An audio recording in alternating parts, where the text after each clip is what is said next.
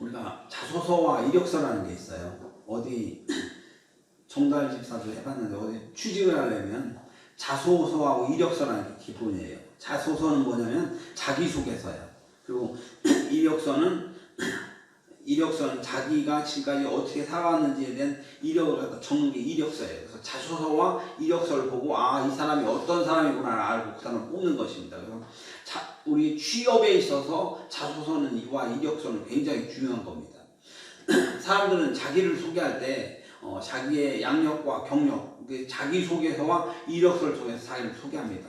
그 사람이 어떤 사람인지 알기 위해서는 내가 지금까지 무엇을 했고 지금 무엇을 하고 있는지 오늘 소개를 해야 하는데, 우리가 예수님에 대해서도 알려면 예수님에 대해서도 마찬가지로 예수님이 그동안 무엇을 했고 예수님께서 무엇을 했는지 이것을 갖다 소개하는 것이 우리에게 너무나도, 그리고 예수님이 안 하는 것이 가장 기본이라는 걸 기억하면서 오늘은 예수님이 그동안 무슨 사역을 했고 지금 무엇을 하고 있는지에 대해서 생각해보는 그런 시간을 가지려고 합니다.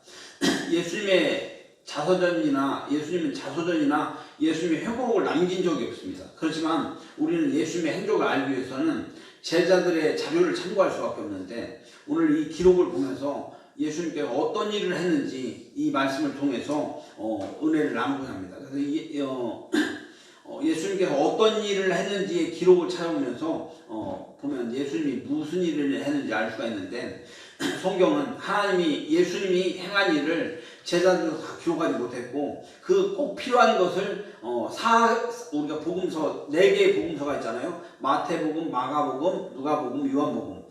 성경은 맨 처음에 시작 성경에 처음을 피면 마태복음, 마가복음, 누가복음, 요한복음이 있는데 그 요한복음 4개의 복음서를 보면 예수님의 행적들이 다 나와 있습니다.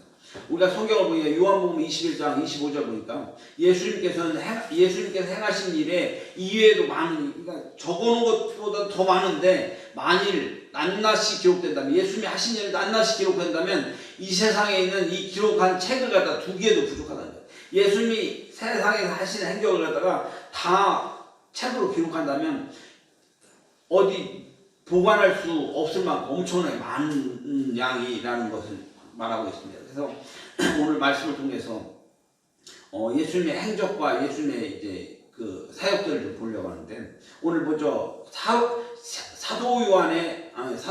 세례 요한과 질문과 예수님의 답변을 살펴보면, 세례 요한이요, 예수님을 세례줬던 세례 요한이 감옥에 갇혀갖고 타겠는데, 감옥에서 예수님이, 내가 지금까지 기다렸던 그 예수님이 정말 예수님이지 내가 말씀해 주시오, 당신이 메시아입니까? 라고 말씀을 해 주십시오라고 얘기하면서 했더니 예수님과 그 질문에 대해서 답변은, 예수님은 자기가 하는 일들에 대해서 이렇게 묘사하고 있습니다. 오늘 성경 말씀을 보면 예수님이 하는 일에 대해서 묘사했던 것이 마태복음 11장 5절 보니까, 맹인이 보면서, 못 걷는 자가 걸으며, 나병한 자가 깨끗함을 받으며, 못 듣는 자가 듣게 되며, 죽은 자가 살아나며, 갓난한 자에게 복음이 전파된다. 예수님이 그런 사역을 하셨다라고 말씀하라는 걸 이야기하고 있어요. 예수님의 사역을 보면 맹인이 보고요, 못 걷는 자가 걷고, 나병한 자가 깨끗함을 받고,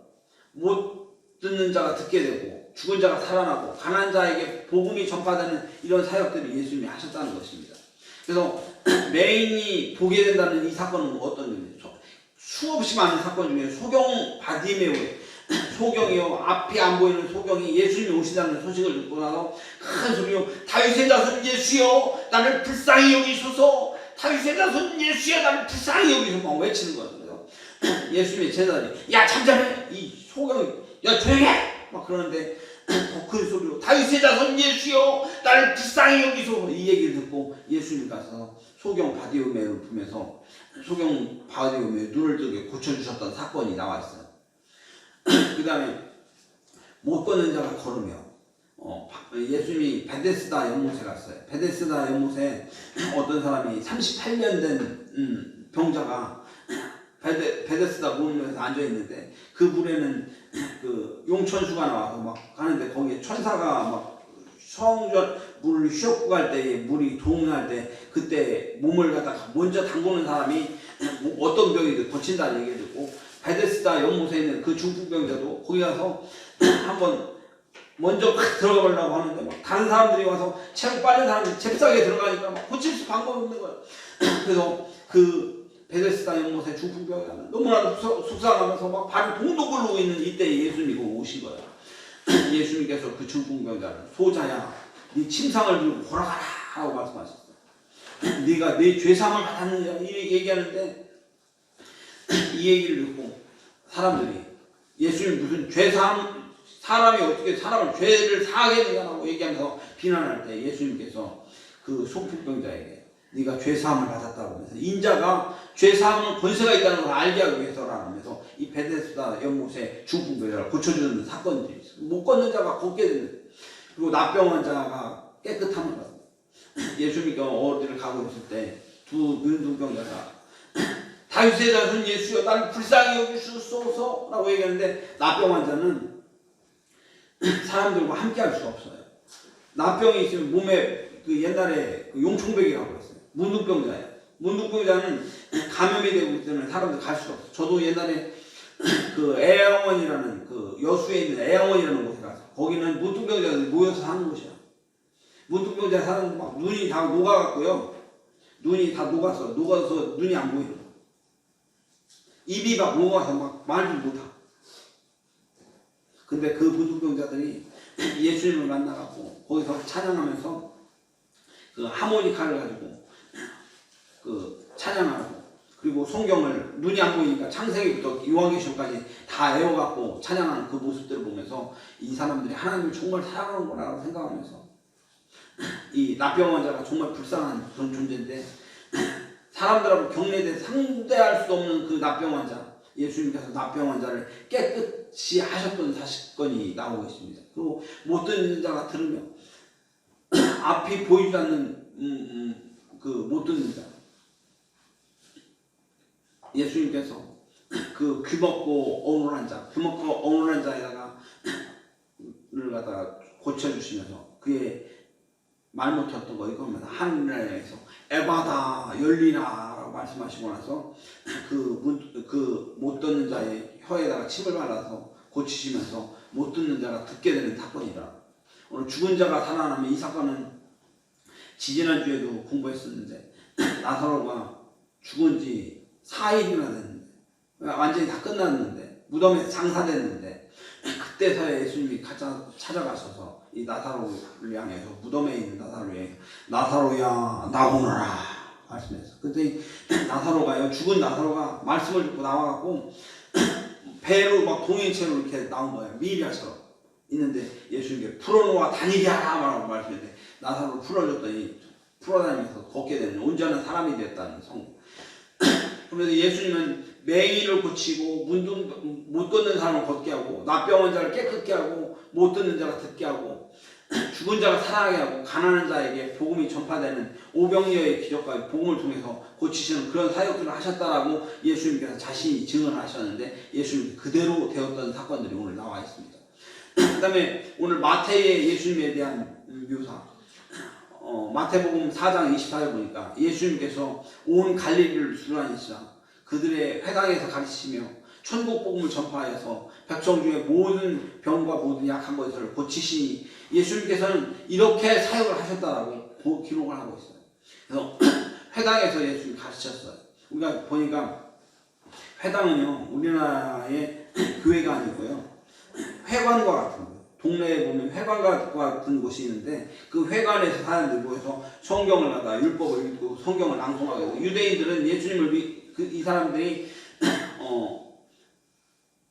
율법을 읽고 예배하는 곳이 회당인데 그 회당에서 나중에 이제 그 유대라는 나라가 완전히 망하거나 동아시아 쪽에 여러 곳에 이제 회당이 막 퍼져나가고 있었을 때 바울이 그 회당에 가서 토요일 날이 안식일이거든요. 안식일 날 토요일 날 가서 거기서 그 사람들에게 복음을 전하고 말씀을 바울이 전했던 것처럼 예수님께서도 회당에서 복음을 전했고 바울도 복음을 전했듯이 복음 전하는 거 끊임없이 복음이 전하면서 그 복음이 흘러서 지금 우리에게까지 왔었다는 사실을 기억할 때 복음은 우리를 살리는 놀라운 역사가 있는데 예수님이 먼저 하셨던 것이 복음 전하는 일이었고 바울이 와서 복음을 열심히 전하면서 복음이 전 세계를 돌아서 우리나라까지 왔었던 사실을 하면서 이 복음운동의 시작은 예수님이었고 바울을 통해서 이 완성화시켰다는 걸 보면서 예수님이 회상에서 가르치셨고요.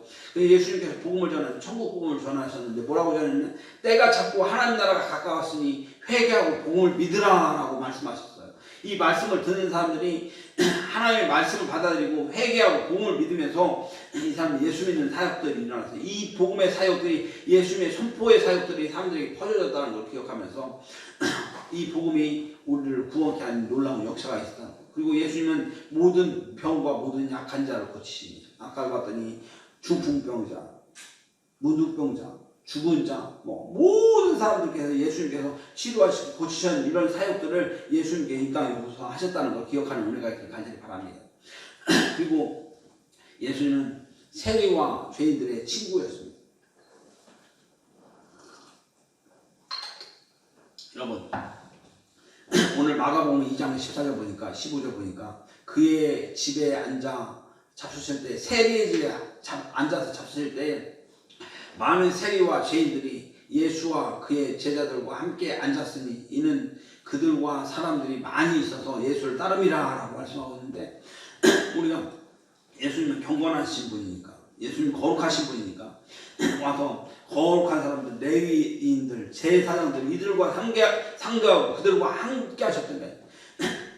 인자한 것은 의인을 부르는 것이 죄인을 부르러 왔다고 그랬어요. 그래서 예수님은 세리와 죄인들과 함께 하시고 그들을 고쳐주시며 치료하시며 용납하셨던 주님을 우리가 기억하면서 예수님은 세리와 죄인들이 친구였다는 걸 기억하는 은혜가 있길 간절히 바랍니다. 오늘 세리는 예수님의 제자 12제자 중에서 마태가 세리였어요. 세리는 유대가 로마의 식민지로 우리나라 일본의 식민지로 우리가 살고 있었던 것처럼 예수님 당시에 유대라는 나라는 로마의 식민지였어요. 식민지였는데 세금을 거두려고 다니면서 로마 사람들이 와갖고 세금 내놔, 야 세금 내놔 이러면 세금을 걷지를 못하잖아요. 그래서 그들 중에서 세리라는 직업, 세금 걷는 직업을 딱 택해서 그 세리를 임명하고 그 세리가 와서 사람들 동족들을 갖다 협박을 하고 뭐를 해서 돈을 뜯어내는 이 로마에다 바칠 세금을 걷는 역할을 해요.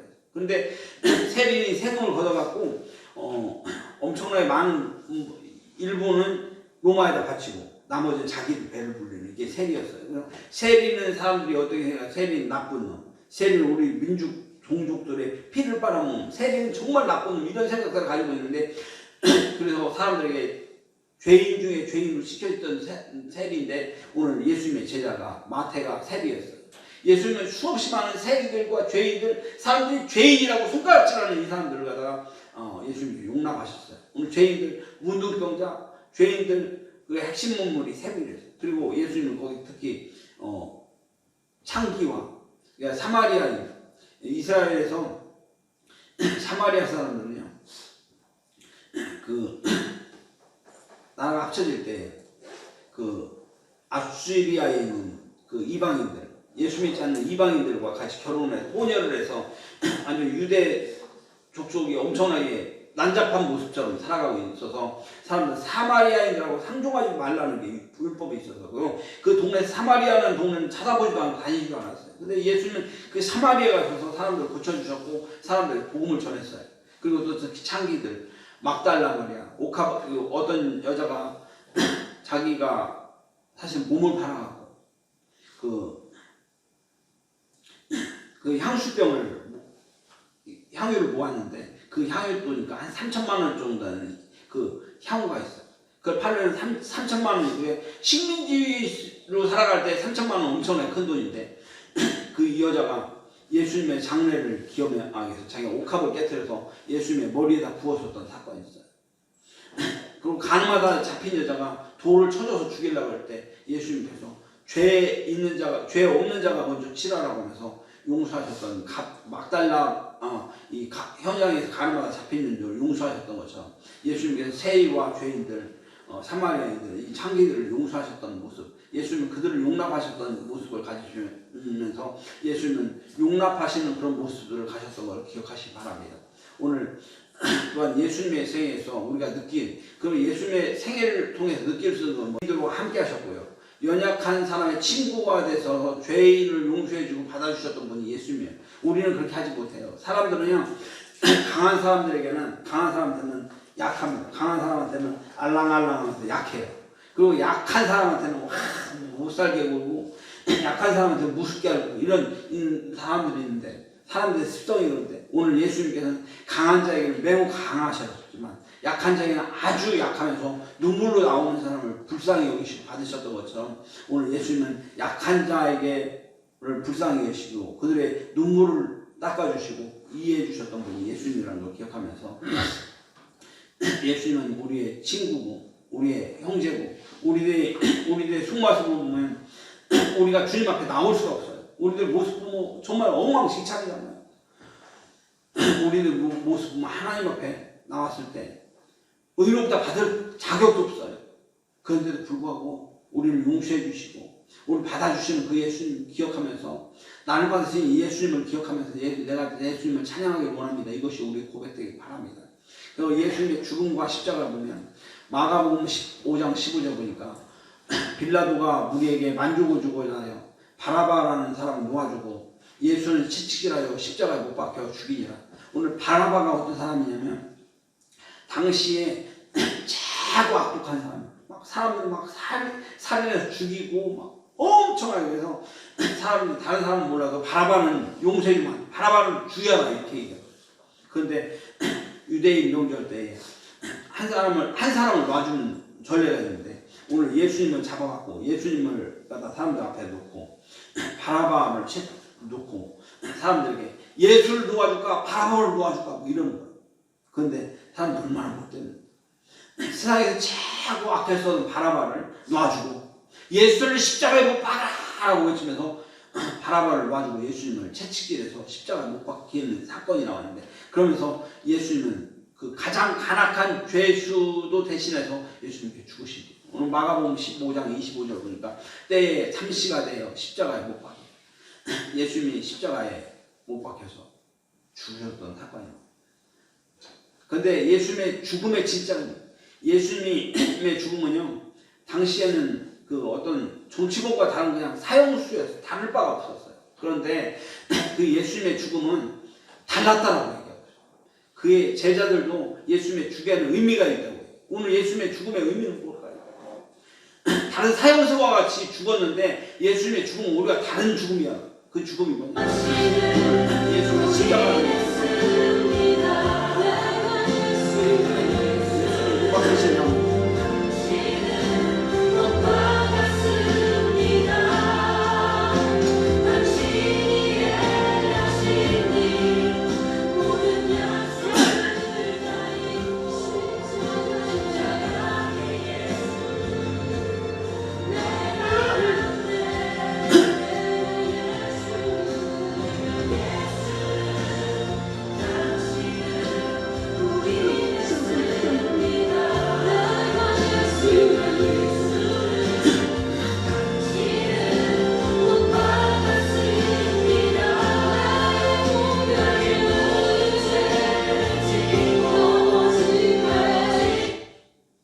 우리가 죽어야 하는데 오늘 우리 인간들의 죄를 보면요 우리가 정말 죽을 수밖에 없는 죄인이에요. 제 모습도 보면 정말로 크고 작은 수없이 많은 죄악들 보면 내가 죽어야 돼요. 내가 죽을 수밖에 없는 죄인이야. 근데 예수님이 십자가 못 박혀 죽고 나의 죄를 대신해 십자가 못 박혀 죽으신 거예요. 모든 정치범과 다른 것이 뭐냐면 우리를 대신해서 죽으시다는 거예요. 근데 오늘 예수님의 십자가 죽음의 진짜 의미를 보면 이게 창세기 3장 15절에 예수님이 이 땅에 오시기 전에 수천 년 전에 예언이 되어 있어요. 뭐냐면 내가 너로 여자와 원수가 되게 하고 내 후손도 여자의 후손과 원수가 되게 하리니 여자의 후손은 내 머리를 상하게 할 것이요 너는 그 발꿈치를 상하게 할 것이다. 이 예언이 무슨 얘기냐면 인류 최초의 여자였던 사람이 아담이고요. 그 아담의 부인이 하와였어요. 이 세상 최고의 어머니가 하와였어요. 근데 하와가 이제 하나님 그 하와가 선악과를 따먹고 남편을 꼬셔서 선악과 따먹고 타락해서 죽게 만들었어. 근데 이 여자에 대해서 하나님께서 예언했는데 내가 너로 여자의 후손과 원수가 되게 하고 여기서 내가 너는 사탄 마귀를 말하고 오늘 뱀이야. 이 사탄 마귀에게 여자의 후손과 사탄이 여자의 후손과 원수가 되게 한다. 여자의 후손은 누구냐면 이 세상에서 유일하게 왔었던 여자의 후손은 단 한 사람 예수 그리스도예요. 저는 우리 박자 영자 주자 저희 아버님의 성함이 박영주예요. 저희 아버님의 아들로 태어났어요. 근데 저는 그래서 박자를 박광수라고 해요. 우리 재진이 재민이가 박재민 하고 있는데 아빠가 박성희요. 그러니까 우리 재진이와 재민이는 남자의 후손이에요. 아빠의 후손이에요. 박성희의 후손이에요. 저는 우리 아버지 박영주야 후손이에요. 근데 우리 성경의 역사상에 있어서 여자의 후손은 예수 그리스도예요. 예수님이 이 땅에서 십자가를 못 박혀 죽으실 때 예수님이 이 땅에 태어났을 때 동정녀 마리아를 통해서 태어나서 동정녀 마리아 여자의 후손으로 여자의 후손 예수 마리아가 단 예수님밖에 없어요. 그 여자의 후손과 사탄 마귀가 원수가 되게 하는. 왜 원수가 되게? 여자의 후손은 내 머리를 상하게 할 것이요. 여자의 후손이요. 예수님이 사탄 마귀의 머리를 부셔버리는 거예요. 사탄 마귀의 괴계를 깨트려버리고 부셔버리는 거예요. 그게 뭐냐면 머리고 너는 그의 발꿈치를 당하게. 예수님을 발꿈치를 당하게 하면 뭐냐면 예수님을 십자가에 못 박아줘. 예수님을 십자가에 못 박혀 죽었는데 그 사건을 통해서 사탄 마귀의 머리통을 부셔버리는 이 사건이 창세기 3장 15절에 예언되어 있는 거예요. 그리고 그 이후에 이사야서 53장 보니까 그가 찔림은 우리의 허물 때문이요. 그가 상함은 우리의 죄악 때문이랍니다. 예수님의 십자가 고난을 목하시고 그 이후에 700년 후에 예수님께서 이 세상에 오셔서 십자가에 못 박혀 죽는 사건이 일어났다는 걸 기억하는 은혜가 있기를 바랍니다. 그리고 이건 영적인 사건이에요. 요한계시록 12장 4절에 보니까 뭐라고 하냐면 그 꼬리가 하늘의 별 3분의 1을 끌어다가 땅에 던지니 용이 해산하는 여자의 앞에서 그가 해산하면 그 아이를 삼키고자 하더니. 그러니까 여자가 그 여자의 후손인 예수님이 태어나면 그 용이 뱀이 삼키고자 딱 하고 있는 그 상황. 그런데 그분은 어떤 분이냐? 그 여자가 그 아들을 낳으니 예수를 낳으니 철장권서로 이 세상 만국을 다스릴 분이 예수님이라는 그 아이를 하나님 앞에와 그 보좌 위에 올라가더라. 이 영적인 이야기가 실현됐던 거예요. 오늘 예수님의 십자가 사건이 이렇게 실현됐던 것을 기억하시면서 예수님의 이 십자가 사건은 사단의 머리를 꿰버리고 우리를 살리시고 우리를 구원하는 사건이라는 걸 기억하시기 바랍니다. 오늘 마가복음 10장 45절 보니까 자기 목숨을 많은 사람의 대속물로 주려 합니다. 예수님이 자기 목숨을 우리에게 대속물로 우리를 대신해서 죽으셔서 우리를 살리시기 위해서 예수님께서 십자가에 못 박혀 죽으셨다고 말씀하고 있어요. 오늘 로마서 5장 8절 보니까 그리스도께서 우리를 위하여 죽으심으로 하나님께서 우리에 대한 자기의 사랑을 확증하셨느냐. 하나님이 세상을 이처럼 사랑하사 독생자를 주셨으니 예수님을 주셨으니 이는 저를 믿는 자마다 멸망치 않고 영생을 얻을 거예요. 이를 위해서 예수님께서 십자가에 못 박혀 죽으시고 우리를 구원하셨다는 사실을 기억하시기 바랍니다. 예수님이 십자가 형벌을 받은 이유는 우리의 죄악 때문이라고 말하고 있습니다. 죄란 무엇입니까? 죄란 하나님을 떠나서 사는 것입니다. 이 세상에 수많은 사람들이 아직도 하나님을 떠나서 살고 있습니다. 인간은 하나님을 떠난 존재였어요. 우리는 하나님을 알지 못하는 존재였습니다. 그래서 예수님이 십자가에 죽으신 거예요.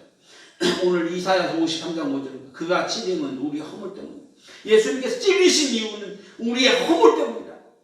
그가 상함은 우리의 죄악을 때문에 우리 죄 때문에 예수님께서 상함을 받으시고 그가 징계를 받음으로 우리가 평화를 누리고 그가 채찍에 받음으로 우리가 나음을 받는다. 이 사건이 지금 우리에게 현실이에요. 예수님의 그 십자가 사건이 우리를 구원하시고 우리를 회복해 했다는 사건이 있다는 것을 믿으시는 은혜가 간절히 바랍니다. 성경은 죄의 기원과 결과를 사망이라고 하고 있습니다. 오늘 로마서 5장 15절 보니까 그러므로 한 사람으로 말미암아 죄가 세상에 들어오고 최초에 일어났었던 아담이 선악과를 따먹으로 말미암아 죄가 세상에 들어왔어요. 죄로 말미암아 우리 모두 그래서 죄로 말미암아 모든 사람에게 사망이 이와 같이 모든 사람이 죄를 지었으므로 사망이 모두에게 이르러 이제 우리에게 사망이 우리는 멸망받고 죽을 수밖에 없는 그런 존재였어요. 모든 사람이 죄를 범하였으면 하나님의 영광이 이루지 못하였습니다. 못하는 우리 죽을 수밖에 없는 죄인이었는데 바로 예수님의 십자가 사건으로 우리를 구원하시고 죽으심으로 우리의 죄 문제를 해결했어요. 이 문제는 우리의 죄도 포함됩니다. 이건 예수님하고 나하고는 아무 상관이 없다. 이게 아니에요. 내 죄 때문에 예수님께서 십자가에 못 박혀 죽으시고 우리를 구원하셨다. 내 죄 때문이라는 거 기억하시기 바랍니다. 우리는 그리스도 안에서 그의 은혜의 풍성함을 따라 그의 피로 말미암아 속량 곧 죄사함을 받았다. 바로 예수님 때문에 죄사함 받았다는 은혜를 기억하시기 바랍니다. 이와 같이 십자가의 피가 이 세상에 우리에게 어떤 혜택을 베풀었습니까? 에베소서 2장 13절로 14절. 이 복음으로 말미암아 우리 화평을 이루어서 반목하고 원수되어서 상종도 안 나는 사람들을 화목시켜서 하나 되게 만드셨다는 것.